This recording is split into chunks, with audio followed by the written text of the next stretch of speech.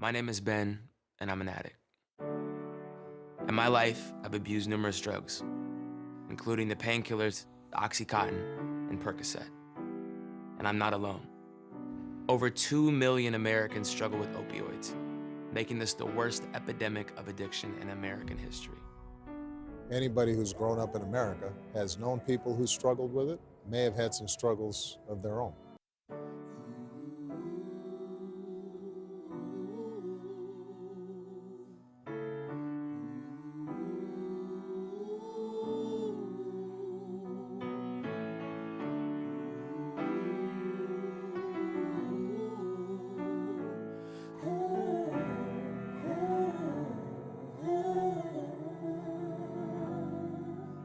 The Associated Press that tests show music superstar Prince died of an opioid overdose. The 57-year-old singer was found dead back in April at his Minneapolis area estate. Investigators have been reviewing whether Prince died of an overdose and whether a doctor was prescribing him drugs in the weeks before his death. But again, law enforcement officials tell the Associated Press that Prince did die of an opioid overdose. My drug dealer was a doctor had the plug from Big Pharma. He said that he would heal me, but he only gave me problems. My drug dealer was a doctor. We are living through the worst epidemic of addiction in American history. And the drugs causing the most deaths? Legal prescription opioids like Oxycontin, Percocet, and Vicodin. How did so many of us get addicted to painkillers, and why are so many Americans dying from drug overdoses? To find out, you have to go back to the early 90s. Before that time, doctors generally considered opioids dangerous. But in 1996, a company called Purdue Pharma released a new drug, Oxycontin. Purdue spent hundreds of millions of dollars to convince doctors that Oxycontin was safe and not addictive. Their marketing strategy worked. Prescriptions for Oxycontin skyrocketed. But Purdue's claim that Oxycontin was safe and not addictive just wasn't true. As sales skyrocketed, so did addiction, overdoses, and death. Users also found that they built up a tolerance to Oxycontin and other prescription opioids. And that's where heroin comes in.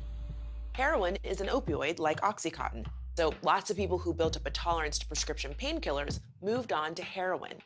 And today, more Americans are addicted to heroin and die from it than ever before. I was on Percocet. All of a sudden, I'm doing it every day to the point where I had this dependency.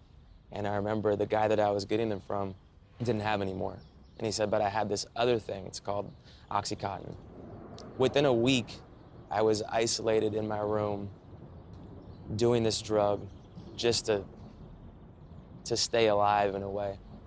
Alcohol and marijuana came prescription pills like Xanax, Percocet, Lortabs. I was just experimenting. They made me feel good.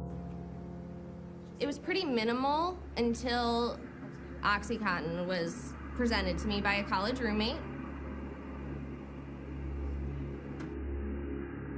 My anxieties disappeared, the insecurities I felt in myself, and I was completely confident, and I felt like I could take on the world when I was on those prescription drugs.